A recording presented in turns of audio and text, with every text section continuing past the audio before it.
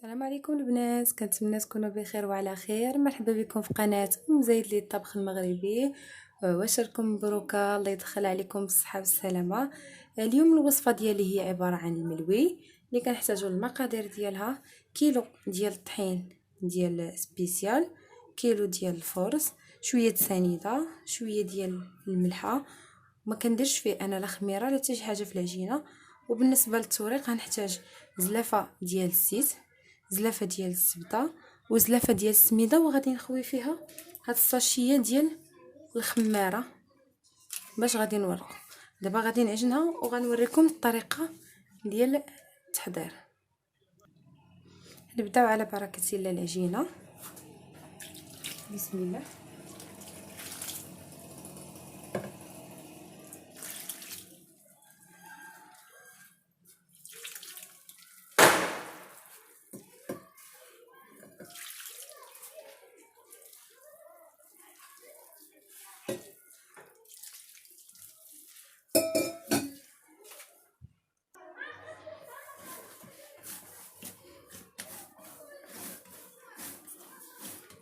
حتى كتولي عندي العجينه بحال هكا كندلكها مزيان، كنخليها قاصحه ولكن كندلكها مزيان حتى كترطب ليا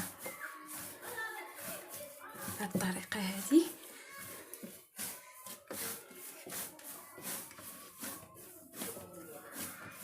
دابا غنديرها فواحد البلاستيك غذائي وغنخليها ترتاح واحد شويه، واخا ما فيهاش الخميره فهي غترتاح واحد شويه.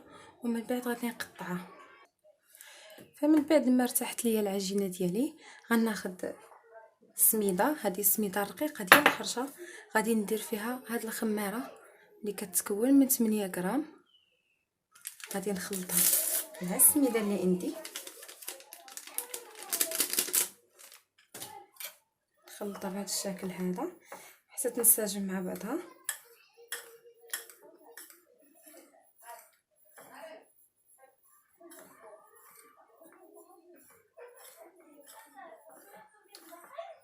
فهي كتساعدنا بزاف على التوريق.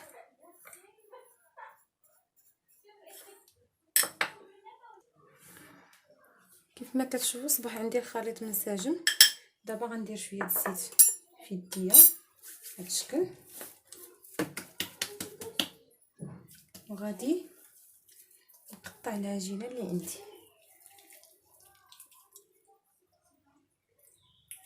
نقطعها بشكل كبير لانني غنديرهم كبار، وليكم الاختيار اللي بغى يديروا صغير يديروا صغير. انا نقطعو هكا.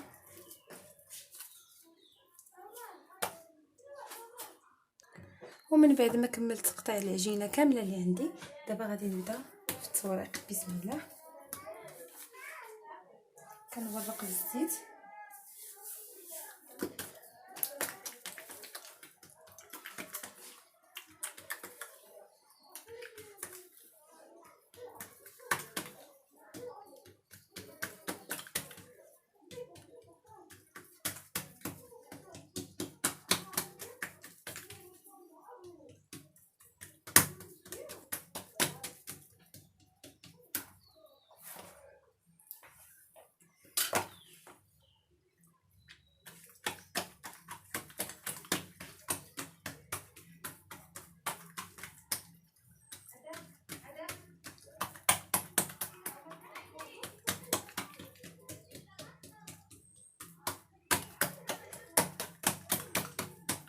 كنورقو مزيان.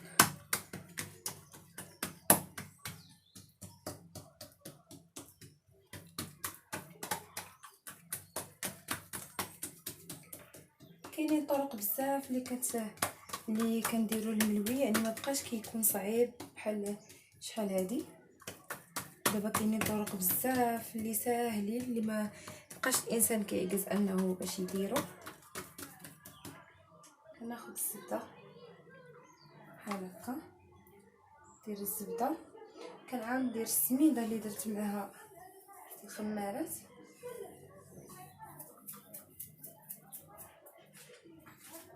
كناخذ واحد الموس، وكنجي النص ديال التوريقه اللي درت كنجي وكنقسم بالموس بحال هاد الطريقه. هذا كتجي بحال كنبقاو نلويو بحال المكانه هكا على شكل مثلثات. كنبقاو نلويو حتى كنكملوا الدوره كامله. دي الطريقه الاولى، كنبقاو هكا حتى كنكملوا الدوره كامله. من بعد كيخرج لينا مثلث على هذا الشكل، هذا مثلث كناخذو وكنقلب على الوسط ديالو. الوسط ديالو كنعرفوه بالطحين، كندير بحال هكا، يعني هذا هو الوسط.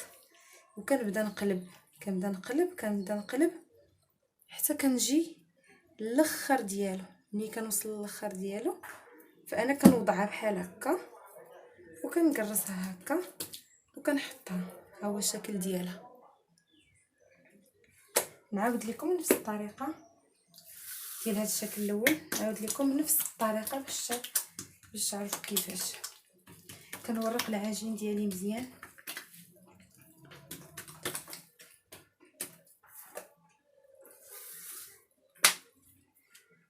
كنستعمر بحال هذا الشكل هكا.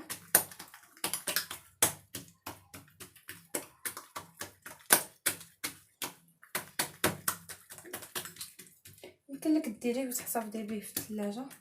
الا جا عندك شي حد على غفله كتجبديه كتسخنيه بحال الا طيبتي ديك الساعه.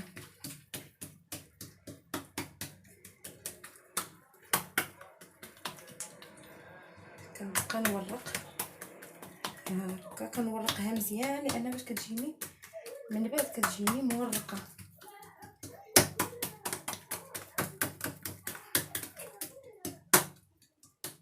كندير الزبده مزيان، كندير السميده مع الخميره. قلت كناخذ الموس وكنجي حتى للنصف بحال هكا وكنبقى نلوي على شكل مثلثات بحال هكا. كنلوي وكندور حتى كنجي حتى كنكمل الدوره اللي عندي كامله. بعد ما كنحصل على مثلث كناخذو في يديا بحال هكا وكنبقى نقلب على الوسط ديالو اللي فيه الطحين اللي مع كنعرفوه يعني كنميزوه بالطحين. هو يعني هو الدوره اللي كنديروا فيها الطحين. وكنبدا نقلب وانا شاده هكا، كنخشي صباعي الكبار هكا الوسط، كنبدا نقلب حتى كنجي لهاد الاخر هذا كندير ليه بحال هكا وكنحطها. ها هي هاد الجنب اللي كيبقى ليا كندير ليه وكنستمر بهاد العمليه حتى كنكمل كاع العجينه اللي عندي. انا غنوريكم طريقه واحده اخرى. الطريقه الثانيه كنورق بنفس الطريقه بالزيت. هادو كلهم طرق جديده وطرق سهله. كنورق مزيان، نطلق العجينه رقيقه.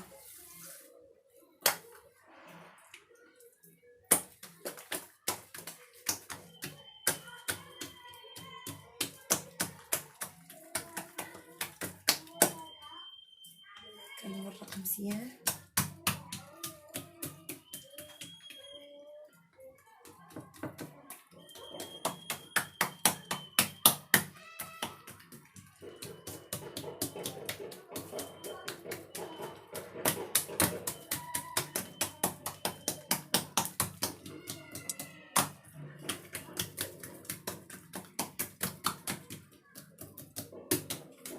نفس الطريقه. كناخذ الزبده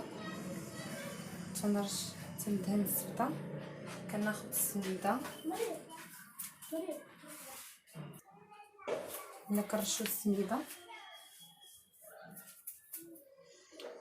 وكناخذ العجينه بحال هاد الطريقه بهذا الشكل هذا، بحال هاد الشكل هذا.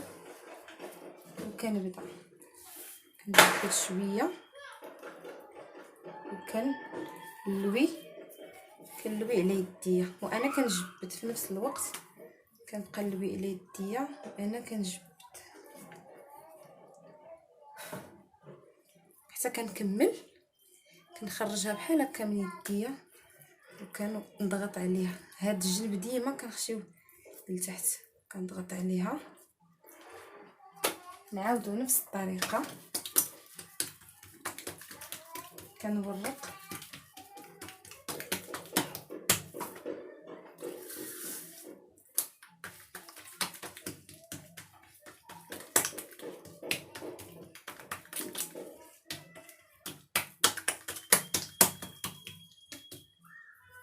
يعني الا ما فهمتوش الاولى غادي تفهموا الثانيه، وغنوريكم طرق اخرى يعني اللي ساهله بزاف.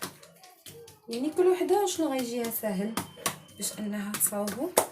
هما الطرق كلهم هادو ساهلين. المهم اننا كنورقوا مزيان العجينه حتى كتولي عندنا رقيقه. عاد كنبداو نشتغلوا بها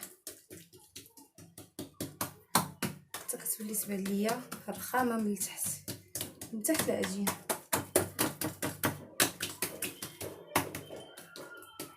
كناخذ الزبده، كناخذ السميده، وقلنا كناخذوا العجينه في يدينا هكا، كنجمعوها بحال هكا، وكنبدا نلوي على يديا وانا كنجبد هكا. كنلوي وانا كنجبدها على يديا هكا بهاد الطريقه هادي.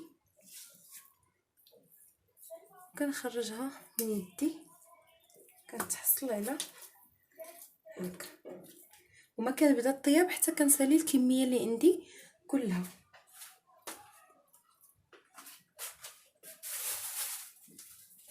ندوزو لواحد الطريقه ثالثه، دائما نفس كنورقو بالزيت.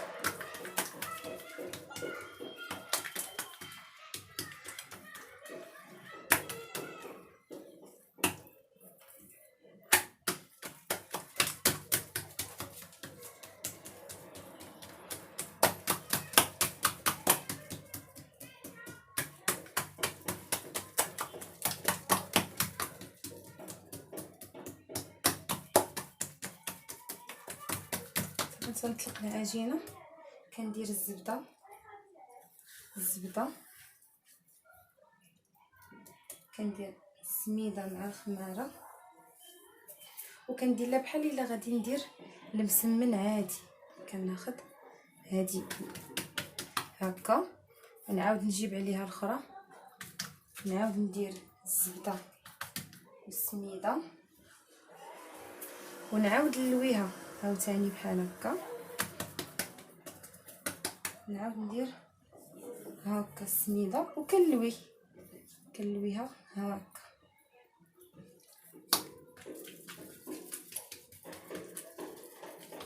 كنقرصها شويه لغايه باش تجيني يجيني رقيق ومورق صافي. وكنبدا كنلوي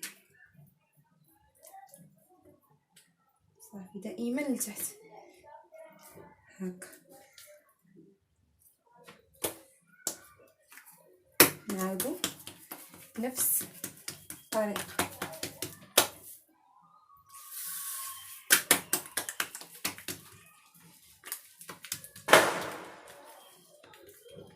المفرقعات بمناسبه عاشوراء.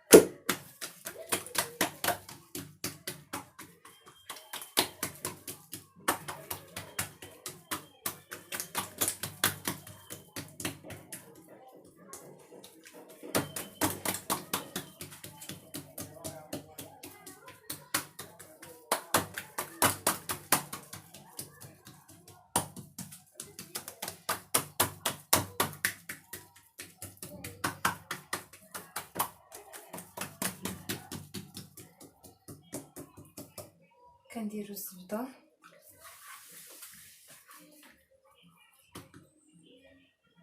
السميده والخماره، تنديرو نفس الطريقه بحال الا غنديرو غير مسمن عادي. كنجيب الجهه الاخرى عندي غير وكنعاود طيه. كندير شويه الزبده وكنورق باش تجيني رقيقه ومرقه. ندير السميده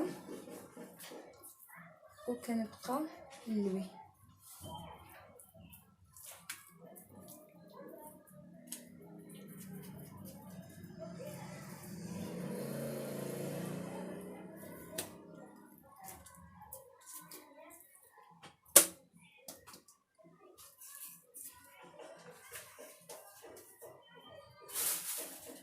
كاينين طرق عديده البنات باش كنصاوبوا الملوي.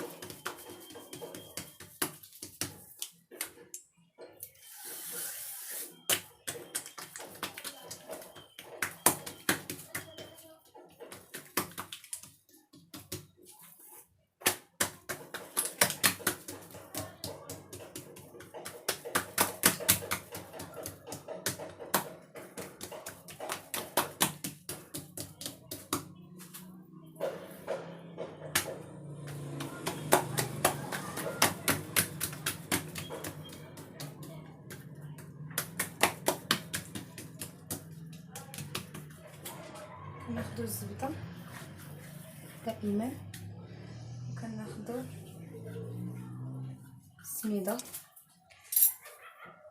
كنت درت لكم المره الثانيه واحد الطريقه باننا كنجمعوا العجينه وكنلويوها على يدينا. كاين اللي كيجمعها بحال هكاك، يمكن لك تجمعيها ما توصلش حتى للراس، يعني غديري شريطات ولكن ما توصلش للراس، يعني غتخليها مجموعه هي الوسط. كتبقاي تشرطي بحال هكا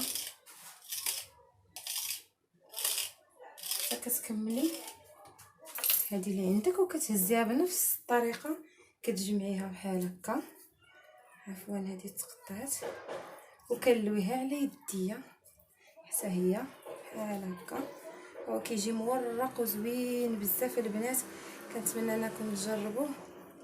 هما هنا عده الطرق يعني باش تصنعي واحد الملوي اللي ناجح. ها انتي حتى الطريقه سهله جدا وزوينه رائعه، كتجي غزاله. انا غادي نعاودها لكم. يعني الا عياتك هاد الطريقه يمكن لك تعاودي طريقه اخرى، الا عياتك هادو غير افكار يمكن لك توظفيهم.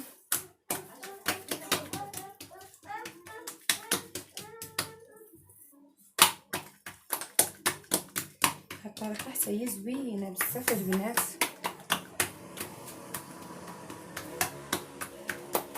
كنورقو مزيان.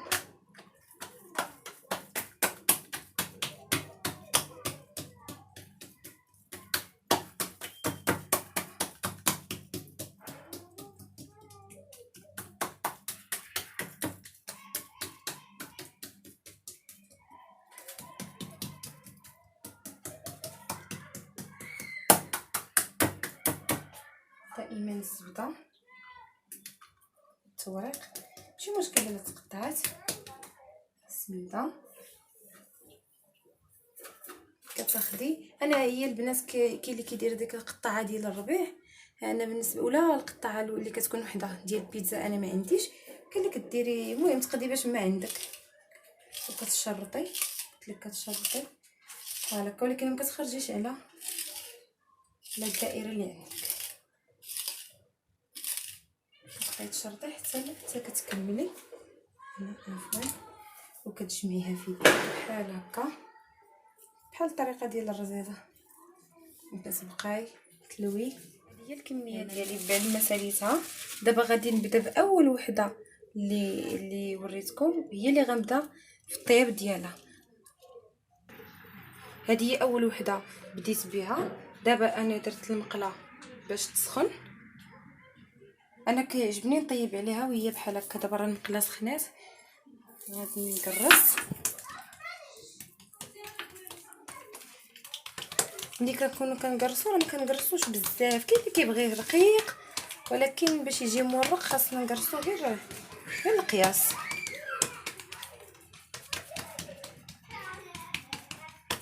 صافي بحال هكا. كنبدا بسم الله.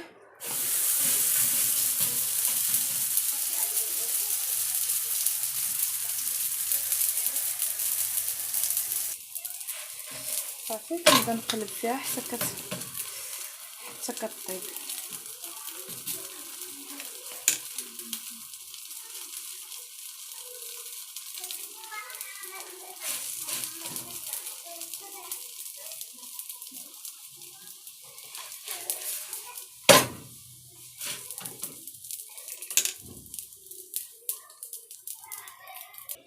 هانتوما كيف ما كتشوفوا ما درت فيه لا خميره ولا والو، ولكن ديك الخميره اللي كندير مع السميده كتعاونو باش كيتنفخ كيبدا يتورق. هانتوما البنات كيجي مورق.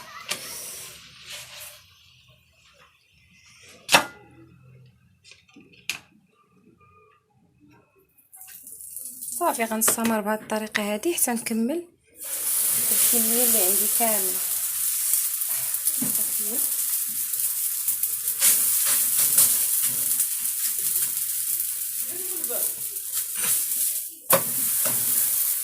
كان هذا هو شكل النهائي ديال الملوي اللي وريتكم اليوم، اللي كيجي مورق بحال هذا الشكل هذا كيف ما كتشوفوا. يعني التعب ديالو ما كيروحش على الفاضي كيف ما كيقولوا. كنضرب لكم موعد في وصفه ثانيه ان شاء الله. الى اللقاء.